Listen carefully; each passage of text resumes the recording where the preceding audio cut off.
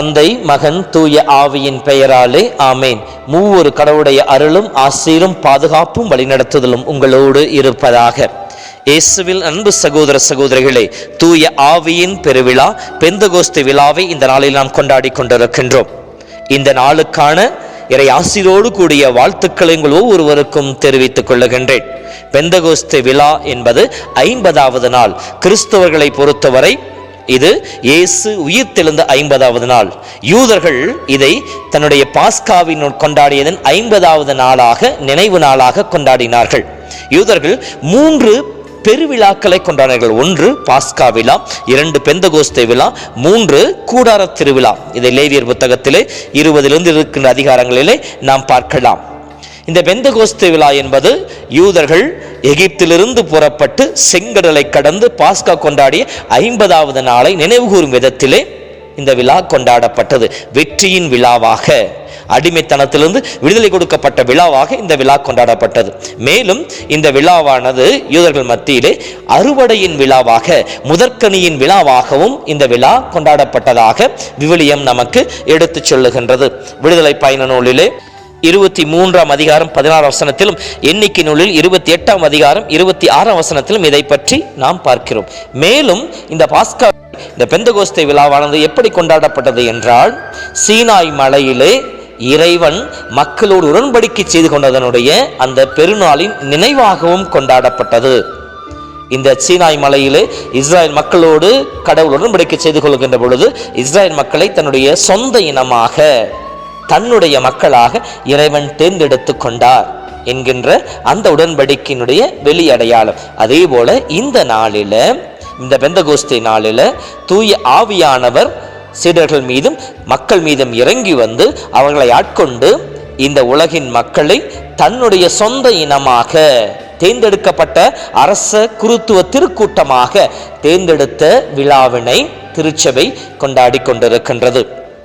ஏனெனில் இந்த பெந்தகோஸ்து விழாவிற்கு முன்னால் திருத்துவர் முனையிலே இன்றைய முதல் வாசலை படிக்கின்ற பொழுது அங்கே கூடி வந்த மக்கள் எப்படி இருந்தார்கள்? அவர்கள் கிரேக்கர்கள், யூதர்கள், பார்த்தியர், மேதியர், மெசபதோமியர், கலிலேயர் என்று சொல்லி அழைக்கப்பட்டார்கள். அவர்கள் வாழ்ந்த இடம், அவர்கள் பேசிய மொழி, இதன் அடிப்படையிலே தான் மக்கள் அழைக்கப்பட்டார்கள். ஆனால் இந்த பெந்தகோஸ்து விழாவிற்கு பின் ஆவியால் ஆட்கொள்ளப்பட்ட மக்கள் அவர்கள் சென்ற இடங்களிலே சாட்சி வாழ்கின்ற பொழுது அவர்கள் எவ்வாறு அழைக்கப்பட்டார்கள்?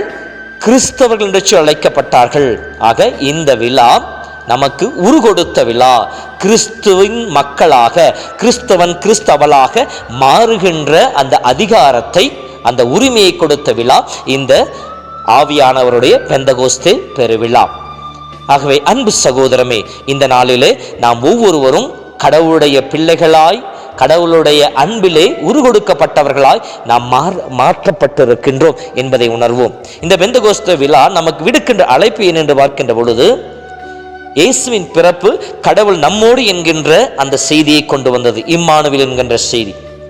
அதே போல இயேசுனுடைய இறப்பும் உயிர்ப்பும் நமக்கு மீட்பு கிடைத்து விட்டது என்கிற நம்பிக்கை கொடுத்தது. இந்த பெந்தகோஸ்து விழா ஆண்டவருடைய பிரசன்னம் நம்மோடு பயணிக்கின்றது, நம்மோடு இருக்கின்றது என்கின்ற நம்பிக்கையை கொடுக்கின்றது. இன்று நமக்கு வருகின்ற கேள்வி இதுதான். கடவுள் நம்மோடு இருக்க நம்மை தேடி வந்தவர், நம்மை வழிநடத்த தூய ஆவியை வாக்குத்தத்தமாக கொடுத்தவர் நம்மோடு வாழ்ந்து கொண்டிருக்கின்றார், பயணித்துக் கொண்டிருக்கின்றார். ஆனால் நாம் கடவுளோடு இருக்கின்றோம் என்பது முதல் கேள்வி. இரண்டாவதாக, கடவுளுடைய பிரசன்னம் நம்மிலே நிறைந்திருக்கின்றது என்பதை நாம் விசுவசித்து ஏற்றுக்கொள்கின்றோமா என்பது இரண்டாவது கேள்வி. இந்த 2 கேள்விகளுக்கு பதில் காண முயற்சித்தவனில் நிச்சயமாக இந்த விழா நமக்கு ஆசீர்வாதம் உள்ள விழாவாக இருக்கும். அன்பு சகோதரமே, இந்த விழாவுக்கு முன்னால் இயேசு மீண்டும் மீண்டும் யோவான் புத்தகம் 14, 15, 16 அதிகாரங்களை படிக்கின்ற பொழுது தூய ஆவியின் கொடையை பற்றியும், தூய ஆவியால் வருகின்ற ஆசீர்வாதங்கள் பற்றியும் திரும்ப திரும்ப எடுத்து சொல்லுவார். இந்த ஆவியானவர் நம்மிலே வருகின்ற பொழுது நமக்கு கிடைக்கின்ற ஆசீர்வாதம் என்ன என்பதை இன்றைய முதல் வாசகம், இன்றைய 2ஆம் வாசகம் ரோமர் புத்தகத்திலிருந்தும் மற்றும் நற்செய்தியிலும் நமக்கு சொல்லப்பட்டிருக்கின்ற கற்றுக் கொடுப்பவராக, விடுதலை கொடுப்பவராக மற்றும் நம்மை எல்லா விதமான அடிமைத்தனத்திலிருந்து நம்மை காப்பவராக, நம்மை உயிரோட்டம் உள்ளவராக வாழச் செய்பவராக இருக்கின்றார் என்று சொல்லப்படுகின்றது. ஆக தூய ஆவியானவர் நம்மிலே வருகின்ற பொழுது நமக்கு கிடைக்கின்ற கொடைகள் என்ன என்று பார்க்கின்ற பொழுது 1 கொரிந்தியர் புத்தகத்திலே 3ஆம் அதிகாரம் 17ஆம் வசனத்தை படிக்கின்ற பொழுது பவுல் சொல்லுகின்றார், தூய ஆவியானவர் உங்களிலே வருகின்ற பொழுது முதல் குறை, நீங்கள் விடுதலை பெற்ற மக்களாய் மாற்றப்படுகின்றீர்கள். இதிலிருந்து விடுதலை ரோமர் புத்தகத்தில் 8ஆம் அதிகாரத்தை படிக்கின்ற பொழுது பவுல் அழகாக சொல்லுகின்றார், தூய ஆவியானவர் உங்களில் வருகின்ற பொழுது அவருடைய துணையினாலே தீய செயல்களை சாகடித்து வென்ற மக்களாயிருக்கின்றீர்கள், இச்சைக்குரிய காரியங்களை வென்றெடுத்த மக்களாய் இருக்கின்றீர்கள் என்று சொல்லுவார். அப்படி என்றால் தூய ஆவிய நம்மிலே வருகின்ற பொழுது ஊனியல்பின் இச்சைக்குரிய காரியங்கள் அனைத்தையும் வென்றெடுக்கின்ற அருளையும் பலனையும் பெறுகின்றோம். ஊனியல் இச்சைகளாக சொல்லப்படுவது கலாத்தியர் புத்தகம் 5:19 ஊனியலின் செயல்பாடுகள் யாவர்க்கும் தெளிவாய் தெரியும். அவை பரத்தமை, கெட்ட நடத்தை, காமவெறி, சிலை வழிபாடு, பில்லிசூனியம், பகைமை, சண்டை சச்சரவு, பொறாமை, சீற்றம், கட்சி மனப்பான்மை, பிரிவினை, பிளவு, அழுக்காறு, குடிவெறி, களியாட்டம் என்று சொல்லி பவுலுடைய பட்டியலிடுகின்றார். ஆக தூய ஆவி நம்மிலே வருகின்ற பொழுது இந்த ஊனியல்பின் செயல்பாடுகளை வென்றெடுக்கின்ற, இதில் அடிமைத்தனத்திலிருந்து விடுதலை பெறுகின்ற ஆற்றலையும் அருளையும் தூய ஆவியானவர் நமக்கு கொடுக்கின்றார். 2வது கொடை, தூய ஆவி நம்மிலே வருகின்ற பொழுது 1 கொரிந்தியர் புத்தகம் 3ஆம் அதிகாரத்தில் 16ஆம் வசனத்தை படிக்கின்ற பொழுது நாம் படிக்கின்றோம் அல்லவா, நாம் ஒவ்வொருவரும் கடவுளுடைய ஆலயமாக மாற்றப்படுகின்றோம். 3:16 நீங்கள் கடவுளுடைய கோவில் என்றும் கடவுளுடைய ஆவியார் உங்களில் குடியிருக்கிற என்றும் உங்களுக்கு தெரியாதா என்று சொல்லுவார். அதே போல 6:19 படிக்கின்ற பொழுது பவுல் சொல்லுகின்ற பொழுது, உங்கள் உடல் நீங்கள் கடவுளமிருந்து பெற்றுக்கொண்ட தூய ஆவியின் கோவில் என்று தெரியாதா, நீங்கள் கடவுளுக்கு உரியவர்களாக மாற்றப்படுகின்றீர்கள். ஆக 2வது நம்முடைய உள்ளத்தை, நம்முடைய ஆன்மாவை இறைவன் தங்கி வசிக்கின்ற பேழையாக தூய ஆவியானவர் மாற்றுகின்றார். தூய ஆவி நம்மளை வருகின்ற பொழுது ஏற்கனவே நாம் படித்தது போல தீய இச்சைக்குரிய செயல்பாடுகள் கலைந்தெறியப்படுகின்ற பொழுது நம்முடைய உள்ளம் தூய்மையாக்கப்படுகின்றது. மத்திய நற்செய்தி 5 படிப்பதை போல தூய உள்ளத்தோர் பேறு பெற்றோர் எனில் அவர்கள் கடவுளை காண்பார்கள் என்று சொல்லப்படுகின்றது. மேலும் தூய்மையினால் அன்றி எவரும் கடவுளை அணுகி வர முடியாது என்று சொல்லி இறைவார்த்தை சொல்கிறாங்க. நம்மை தூய்மையாக்கி நம்மை பரிசுத்தப்படுத்தி நம்மில் ஆண்டவர் தங்கி வாழ்கின்ற இல்லிடமாக நம்மை மாற்றுவதன் வழியாக, எப்படி அன்னை மரியாள் இயேசுவை தன் உதரத்திலே சுமந்த பொழுது அவள் சென்ற இடங்களெல்லாம் மகிழ்ச்சியை கொடுத்தாலோ, அதே போல நாமும் தூய உள்ளத்தோடு ஆண்டவர் இயேசுவை நம் உள்ளத்திலே ஏற்றுக்கொள்கின்ற பொழுது அவருடைய நற்கருணை பேழையாக மாறுகின்ற பொழுது நாம் இருக்கின்ற இடமும் நாம் செல்கின்ற இடமும் நாம் சந்திக்கின்ற மனிதர்களும் இறைவனுடைய மகிழ்ச்சியும் சமாதானத்தையும் பகிர்ந்து கொள்கின்ற, வெளிப்படுத்துகின்ற மக்களாக இருப்போம். ஆக தூய ஆவி 2வது கொடையாக கொடுப்பது நம் ஒவ்வொருவரையும் அவர் தங்கி வாழ்கின்ற ஆலயமாக மாற்றுவது. 3வதாக கலாத்தியர் புத்தகம் 5:5 படிப்பதை போல நம் ஒவ்வொருவரையும் கடவுளுக்கு ஏற்புடையவராக தூய ஆவியானவர் மாற்றுகின்றார். 5:5 தூய ஆவியின் துணையினாலே நம்பிக்கையின் வழியாக இறைவனுக்கு ஏற்புடையவர்கள் ஆக்கப்படுகின்றீர்கள். இறைவனுக்கு ஏற்புடைய மக்களாய், இறைவன் விரும்புகின்ற மக்களாய் நாம் ஒவ்வொருவரும் மாற்றப்படுகின்ற பொழுது இறை சித்தம் நம்மிலே முழுமையாய் வெளிப்பட ஆரம்பிக்கும். இறைவனுடைய அன்பு கருவிகளாய், அவருடைய சாட்சிகளாய் நாம் மாற ஆரம்பிப்போம். இதைத்தான் திருத்துதர் 1ஆம் அதிகாரம் 7ஆம் வசனத்தை படிக்கின்ற பொழுது, தூய ஆவி உங்களில் வருகின்ற பொழுது நீங்கள் எல்லா இடங்களிலும் என் சாட்சிகளாய் மாறுவீர்கள். ஆண்டவருக்கு ஏற்புடைய மக்களாய், ஆண்டவருடைய திட்டத்தை நிறைவேற்றுகின்ற மக்களாய், ஆண்டவருடைய விருப்பத்தை செயல்படுத்துகின்ற மக்களாய் நாம் மாற்றப்படுவோம். மேலும் தூய ஆவி நம்மிலே வருகின்ற பொழுது நாம் ஒவ்வொருவருமே கடவுளின் பிள்ளைகளாய் மாற்றப்படுகின்றோம். அப்பொழுது ரோமர் புத்தகம் 8:6 நாம் படிப்பதை போல தூய ஆவியினுடைய மனநிலை கொண்டிருப்போருக்கு வருவது வாழ்வும் அமைதியும் என்று சொல்லப்படுகின்றது. வாழ்வும் அமைதியும். இயேசு இந்த உலகிற்கு அமைதியை கொண்டு வந்தார். உடல் உள்ள ஆன்மா அமைதி, சகோதர சகோதரர் மத்தியிலே அமைதி, கடவுளுக்கும் மனிதனுக்கும் இடையே இருக்கிற பிளவுகளை அகற்றிவிட்டு அமைதி ஏற்படுத்துவது. ஆக தூய ஆவியானவர் அந்த பணியை செய்கிற வாழ்வும் அமைதியும் நமக்கு கொடுப்பவராக இருக்கின்றார். அனைத்திற்கு மேலாக தூய ஆவி நம்மிலே வருகின்ற பொழுது நமக்கு ஜெபிக்க கற்றுக் கொடுக்கின்றார். ரோமர் புத்தகம் 8:26 படிக்கின்ற பொழுது தூய ஆவியின் துணையோடு ஜெபியுங்கள் என்று சொல்லப்படுகின்றது. அதேதான் எபேசியர் புத்தகம் 6:18 சொல்லப்பட்டிருக்கின்றது. நீ ஜெபிக்க வருகின்ற பொழுது தூய ஆவியின் துணையோடு ஜெபி. ஏனெனில் உணர்ச்சி வசப்பட்டு ஜெபிக்கின்ற ஜெபங்கள் அனைத்தும் ஜெபமாக மாறிவிடாது.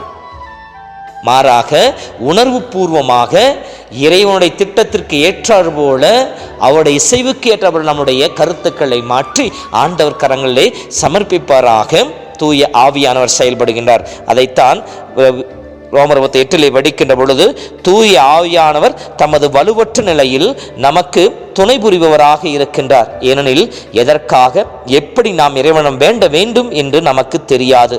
தூய ஆவியானவர் தாமே சொல் வடிவம் பெற முடியாத நம்முடைய பெருமூச்சுகள் வாயிலாக நமக்காக பரிந்து பேசுகிறார். உள்ளங்களை துருவி ஆராயும் கடவுளின் தூய ஆவியானவரின் மனநிலையை அறிவார். தூய ஆவியானவரும் கடவுளுக்கு உகந்த முறையில் இறை மக்களுக்காக பரிந்து பேசுவார் என்று சொல்லி கடவுளுடைய விருப்பத்திற்கேற்றார் போல நம்முடைய ஜெபங்களை கடவுளுடைய கரங்களை ஒப்பு கொடுப்பதற்கு நமக்கு துணை புரிபவராக இருக்கின்றார். ஆக அன்பு சகோதரமே, தூய ஆவின் பெருவிழாவிலே அவர் கொடுக்கின்ற விடுதலை, அவர் கொடுக்கின்ற தூய்மையின் வழியாக கடவுள் இல்லமாக மாறுவது, அவரோடு இணைந்து அவருக்கு உகந்த மக்களாய் அவருக்கு ஏற்புடைய மக்களாக மாற்றப்படுவது, மேலும் கடவுள் கொடுக்கின்ற வாழ்வையும் அமைதியும் பெற்றுக்கொள்வது, ஜெபிக்க கற்றுக் கொடுப்பது, இந்த ஆசிரியரை நாம் பெற வேண்டும். நாம் செய்ய வேண்டியது என்ன? தூய ஆவியினுடைய அபிஷேகத்திற்கு ஜெபிக்கணும். அதே போல இறை வார்த்தை சொல்வது தூய ஆவிக்கு வருத்தம் கொடுக்காதீர்கள். நம்மிலே வாழ்கின்ற தூய ஆவியானுக்கு வருத்தம் கொடுக்கக்கூடாது. இரண்டாவது, தூய ஆவியானவரை இழந்து விடக்கூடாது. ஒரே ஒரு உதாரணத்தோடு முடிக்கின்றேன். பழைய ஏற்பாட்டில் 1 சாமுவேல் புத்தகத்தை படிக்கின்ற பொழுது 15 இருக்க அதிகாரங்களை படிக்கின்ற பொழுது கடவுள் சவுலை தேர்ந்தெடுப்பார் தன்னுடைய முதல் அரசனாக. அவனை அபிஷேகம் செய்வார். அப்படி அபிஷேகம் செய்கின்ற பொழுது 1 சாமுவேல் புத்தகம் 10ஆம் அதிகாரத்தில் 6ஆம் வசனத்தை படிக்கின்ற பொழுது இவ்வாறு சொல்லப்பட்டிருக்கின்றது. தூய கடவுள் ஆவி அவன் மேல் இறங்கி அவனும் புது மனிதனாக மாற்றப்பட்டான் என்று சொல்லப்படுகின்றது. ஆவி அவனை புது மனிதனாக மாற்றியது. ஆவி அவனுக்கு வெற்றியும் வாழ்வையும் கொடுத்து கொண்டது. ஆனால் நாள்பட அவன் கடவுளுக்கு கீழ்ப்படிய மறுக்கின்ற பொழுது தன் சீடர்களுக்கு தன்னுடைய படை வீரர்களுக்கு பயந்து இறை திட்டத்திற்கு எதிராக செயல்படுகின்ற பொழுது கடவுளுடைய ஆவி அவனை விட்டு நீங்கியது என்று சொல்லப்படுகின்றது. அப்பொழுது அவன் அலைக்கழிக்கப்பட்டான். இவன் அலைக்கழிக்கப்படுகின்ற பொழுது அந்த அலைக்கழிப்பை நீக்குவதற்காக தாவீது யாழ் மீட்டுகின்ற தாவீது சவுலம் அழைத்து வரப்படுகின்றான். இவன் யாழ் மீட்டுகின்ற பொழுது அவனை ஆட்கொண்ட அந்த தீய ஆவி வெளியேறும், அவனும் அமைதி அடைவான். ஆக இந்த காட்சியானது தாவீதினுடைய மனதிலே மிக தெளிவாக பதிந்து விட்டது. தூய ஆவி என்னிலே இல்லாத பொழுது, அசுத்த ஆவி என்னை ஆட்கொள்ளுகின்ற பொழுது நான் அலைக்கழிக்கப்படுவேன், நான் சிதைக்கப்படுவேன் என்பதை தாவீது அனுபவபூர்வமாக உணர்ந்திருந்தான். அவனுடைய தாவீதினுடைய எதிர்கால வாழ்விலை வருகின்ற பொழுது அவன் பெத்சபேவோடு விபச்சாரத்தில் விழுந்து பாவம் செய்து விடுகின்றான். அப்பொழுது இறைவாக்கியன் நாத்தான் வந்து அவருக்கு சொல்லுகின்ற பொழுது மனம் வருந்துகின்றான். அவன் மனம் வருந்தியுடன் பாடிய ஒரு அற்புதமான பாடல் தான் திருப்பாடல் 51.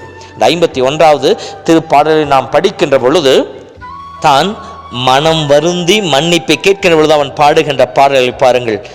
திருப்பாடல் 51, 10, 11, 12 படிக்கின்ற பொழுதும் கடவுளே தூய்தர் உள்ளத்தை என்னுள்ளே படைத்தருளும், உறுதி தரும் ஆவியை புதுப்பிக்கும் ஆவி என்னுள்ளே உருவாக்கியலும் என்று சொல்லிவிட்டு தொடர்ந்து வருகின்ற வசனங்களிலே உமது முன்னிலிருந்து என்னை தள்ளிவிடாதேயும், உமது ஆவியை என்னிடமிருந்து எடுத்து விடாதேயும் என்று சொல்லி ஜெபிக்கின்றான். ஏனெனில் அவனுக்கு தெரியும் தூய ஆவி வெளியேறியது என்றால் அவனுடைய வாழ்வு ஒன்றுமில்லை என்பதை. ஆகவே இந்த நாளிலே நம்முடைய ஜெபமும் இதுவாகவே அமையட்டும். ஆண்டவரே, உறுதிதரும் புதுப்பிக்கும் ஆவியை என்னுள்ளே உருவாக்கியருளும், உமது ஆவியை என்னிடமிருந்து எடுத்து விடாதேயும், உம்முடைய திருமுன்னிலிருந்து என்னை தள்ளி விடாதேயும் என்று சொல்லி ஜெபிப்போம். அப்படி ஜெபிக்கின்ற பொழுது லூக்கா புத்தகம் 11:13 படிப்பதை போல நீங்கள் தந்தையை கேட்கின்ற பொழுது அவர் தூய ஆவி உங்களுக்கு நிறைவாக கொடுப்ப என்ற வார்த்தை கேட்டார் போல கடவுள் நம் ஒவ்வொருவரையும் தூய ஆவியால் நிறைப்பாராக. ஆவியின் அபிஷேகம் பெற்ற மக்களாய், கடவுளுடைய பிள்ளைகளாய், கடவுளை அப்பா தந்தை என்று அழைக்கின்ற உரிமையில் வாழ்வோம். அருள் வேண்டுவோம். ஆமேன்.